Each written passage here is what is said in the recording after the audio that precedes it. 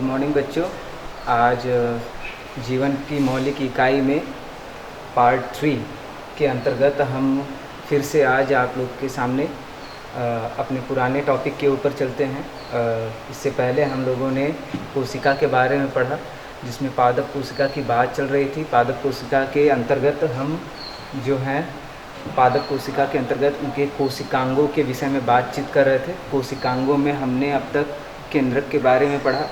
इसके पश्चात हम लोगों ने एंडोप्लाज्मिक रेटिकुलम अर्थात अंतःप्रद्रव्यी जालिका की संरचना व उसके कार्यों के बारे में पढ़ा।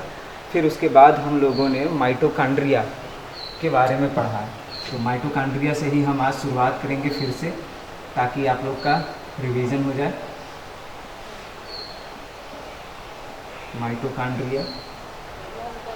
माइटोकॉन्ड्रिया को कोशिका का पावर हाउस भी कहते हैं, यानी ऊर्जा गृह।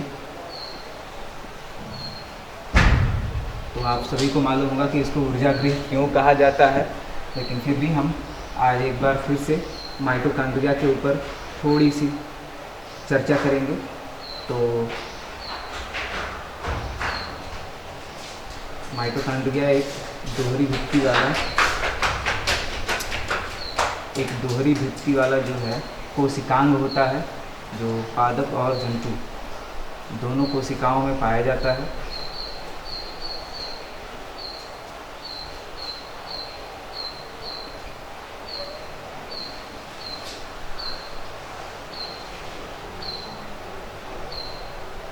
इसके अंदर अंगुली नुमा प्रवर्ध निकले रहते हैं, जिसको हम क्रिस्टी, अंग्रेजी में इसको हम क्रिस्टी शब्द से संबोधित करते हैं, जो कुछ इस प्रकार से होता है।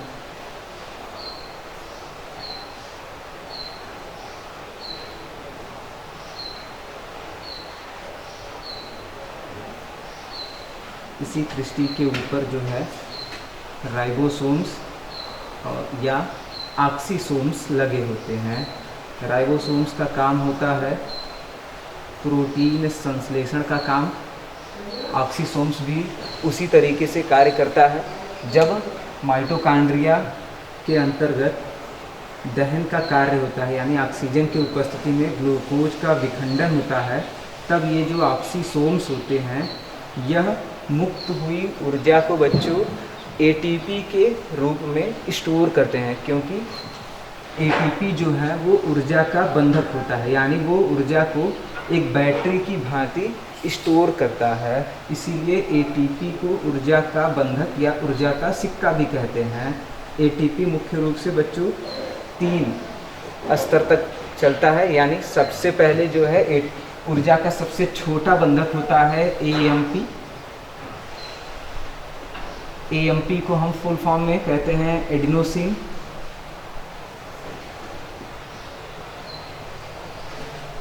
मोनोफास्फेट।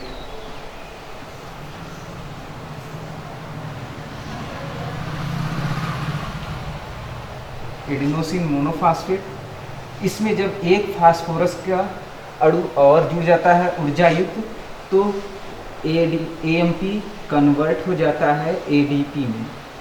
एडीपी को इसी तरह से एडिनोसिन डी फॉर डाईफास्फेट,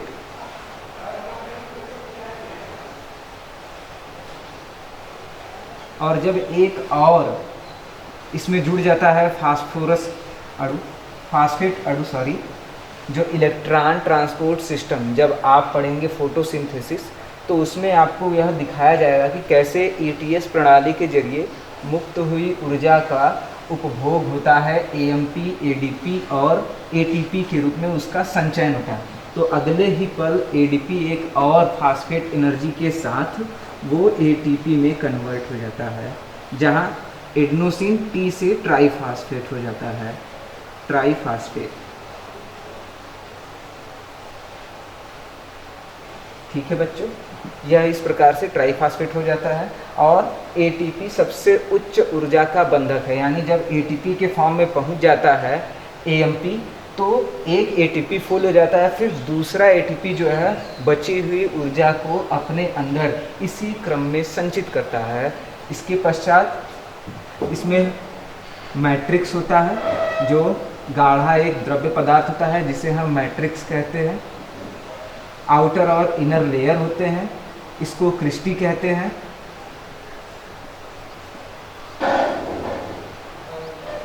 इसको राइबोसोम्स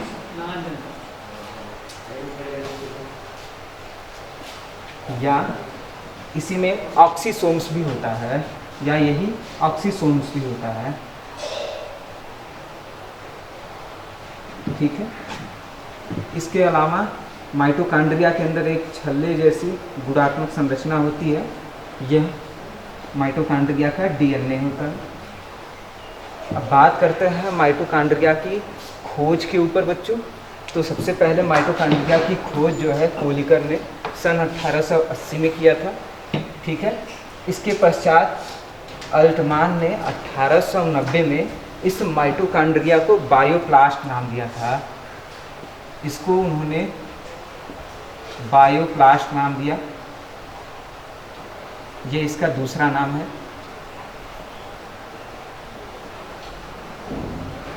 कभी कभी बच्चों को कन्फ्यूजन होता है कि माइटोकॉन्ड्रिया की खोज किसने की। तो माइटोकॉन्ड्रिया की खोज तो कोलिकर ने की और बायोप्लास्ट नाम अल्टमान ने दिया। इसके पश्चात माइटोकॉन्ड्रिया शब्द से इसे सर्वप्रथम बेंडा ने 1897 में, यह माइटोकॉन्ड्रिया शब्द जो है बेंडा ने 1897 में इसे दिया। यानी बायोप्लास्ट का नाम बदलकर माइटोकॉन्ड्रिया बेंडा नामक वैज्ञानिक ने रखा। ठीक है बच्चों। इस प्रकार से यह उनकी माइटोकॉन्ड्रिया के संबंध में 3 महत्वपूर्ण खोज है, जिसके अंतर्गत कोलिकर ने इसकी खोज सन 1880 में की, अल्टमान ने इसे बायोप्लास्ट नाम दिया और बेंडा ने तत्पश्चात इसका नाम माइटोकॉन्ड्रिया रखा 1897 में। इसके अतिरिक्त माइटोकॉन्ड्रिया की औसतन लंबाई जो है 3 से 5 माइक्रोन तक होती है, व्यास 0.1 से 0.05 माइक्रोन तक इसका होता है। ठीक है। लंबाई जो है इसकी लंबाई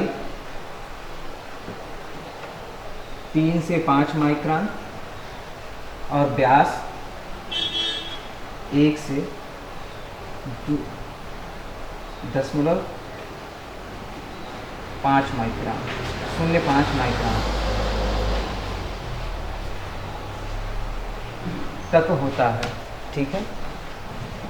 अब हम बात करेंगे क्लोरोफिल के बारे में। अगला हमारा कोशिकांग आता है क्लोरोफिल, या फिर हम कह सकते हैं लवक। लवक का ही यह प्रकार है क्लोरोफिल जो पादप कोशिका में पाया जाता है। तो सबसे पहले हम जानेंगे कि वास्तव में लवक कितने प्रकार का होता है या लवक क्या है।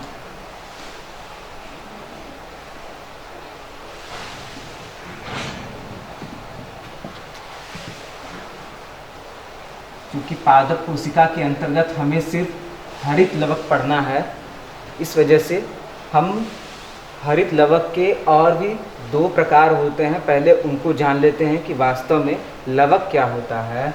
तो लवक एक प्रकार का रंगा पदार्थ होता है। ठीक है। मुख्य रूप से लवक 3 प्रकार का होता है। पहला अवर्णी लवक, दूसरा वर्णी लवक और तीसरा होता है हमारा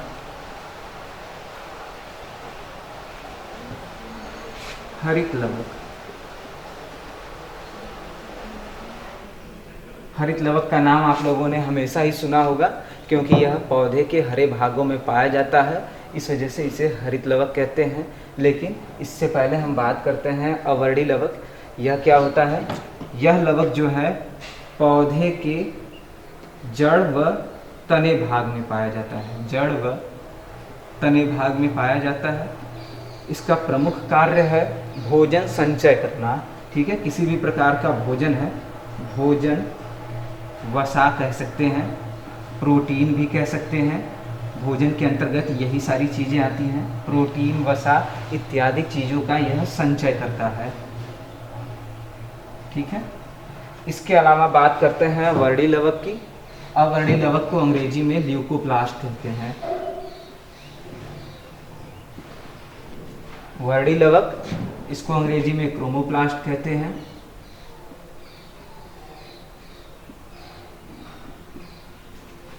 वर्डी लवक के अंतर्गत वो सभी प्रकार के रंग आते हैं बच्चों जो कि हरे रंग और अवर्णी लवक को छोड़ दिए जाएं, यानी लाल, हरा, पीला जो भी पौधे में पुष्पों का रंग होता है, फलों का रंग होता है, किसी भी प्रकार का नारंगी, पीला, बैंगनी जो भी रंग होता है, दरअसल वो वर्णी लवक के अंतर्गत आता है और इसी वजह से इसे क्रोमोप्लास्ट या वर्णी लवक कहते हैं।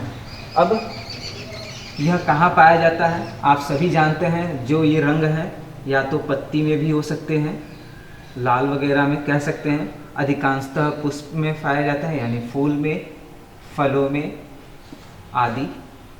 ठीक है। इसके अलावा इसका कार्य क्या होता है? चूँकि रंग का कार्य होता है कीटों को आकर्षित करना, जंतुओं को आकर्षित करना। क्यों?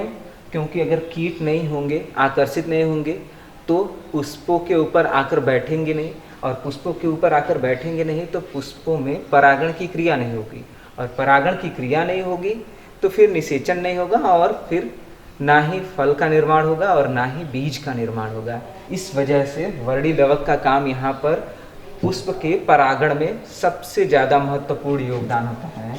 तो हम कह सकते हैं कीटों व जंतुओं के आकर्षण में एक तरह से परागण क्रिया में सहयोग। ठीक है। तो इस प्रकार से इसका एक प्रमुख कार्य ये है। इसके अलावा वर्णी लवक के उपयोग से हम विभिन्न प्रकार के रंगों को भी संश्लेषित कर लेते हैं। पुष्पों के रंग, फलों से रंग, जैसे जामुन हुआ उससे बैंगनी रंग निकलता है, और पत्तियों से। इस प्रकार से हम वर्णी लवक के द्वारा जो है कई प्रकार के प्राकृतिक रंगों को भी हम प्राप्त करते हैं, यानी रंगों के रूप में भी इसका उपयोग काफ़ी ज़्यादा होता है। अब हम बात करते हैं हरित लवक की। तो हरित लवक जो कि पौधे के हरे भाग में पाया जाता है, वो हरा भाग तना भी हो सकता है, पत्ती भी हो सकती है, या कुछ भी जो भी हरा रंग है। ठीक है। अब हरित लवक कैसा होता है, क्या होता है?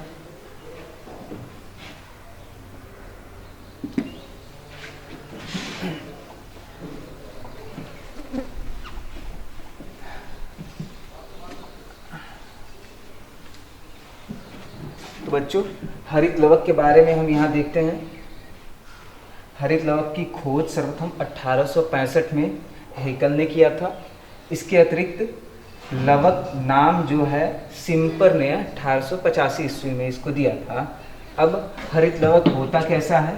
तो पादप कोशिका के अंतर्गत हरित लवक की संरचना एक अंडेकार गोले के रूप में होती है, जो कुछ इस प्रकार है। दोहरी संरचना इसकी भी होती है बच्चों।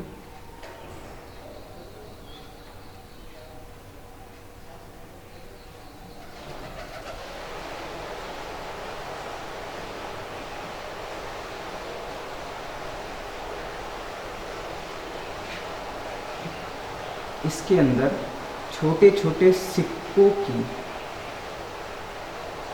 एक कतारें ऐसे लगी रहती है।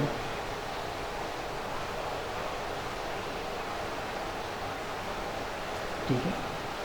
इस प्रकार से ये कतारें जो है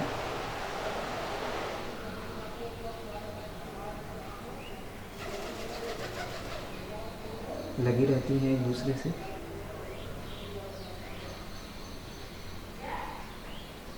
ऊपर से देखने पर यह बिल्कुल सिक्कों की तरह रहता है, और इस प्रकार से जैसे हम ढेर सारी कॉइन को एक के ऊपर एक ऐसे रख देते हैं, ठीक यही संरचना इसके अंदर पाई जाती है।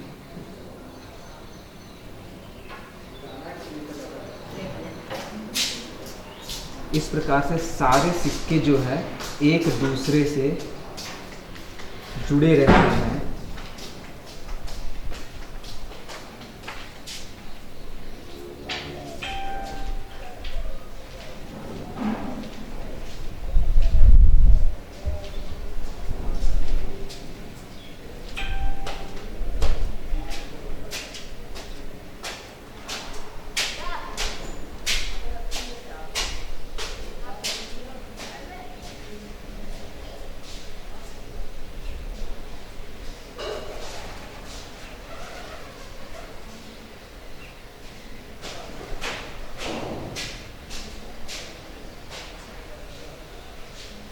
इस प्रकार से जुड़े रहते हैं। अब इनको कहा क्या जाता है?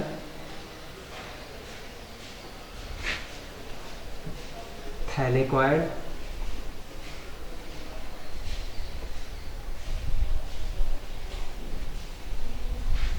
इस पूरे गुच्छे को कहा जाता है ग्रेनम।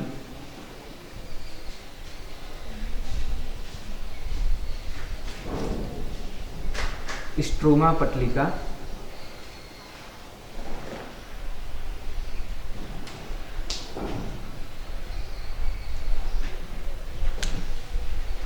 इसके अंदर इसका जीव द्रव्य, अन्य सारे पदार्थ भरे रहते हैं। प्रमुख संरचना इसकी यही है।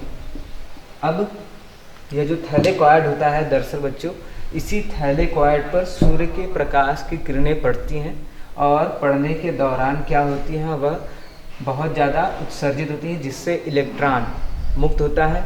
यही इलेक्ट्रॉन जो है ईटीएस सिस्टम द्वारा जो है कन्वर्ट किया जाता है और प्रकाश संश्लेषण की क्रिया आरंभ हो जाती है। इस दौरान क्या होता है, ढेर सारी ऊर्जा मुक्त होती है और उस ऊर्जा का रूपांतरण भी होता रहता है। ठीक है।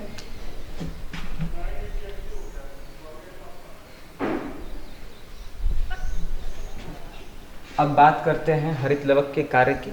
तो इसका प्रमुख कार्य जो है वो प्रकाश संश्लेषण में भाग लेना तथा सूर्य की प्रकाश ऊर्जा को सूर्य की प्रकाश ऊर्जा को संरक्षित कर प्रकाश संश्लेषण में सहयोग देना होता है। प्रमुख कार्य यही है बच्चों। ठीक है, तो आज के लिए बस इतना ही। अगली बार हम लोग क्लोरोफिल के अलावा गाल्जी बॉडी और अन्य पादप कोशिका के कोशिकांगों के बारे में पढ़ेंगे। ठीक है, तब तक के लिए धन्यवाद।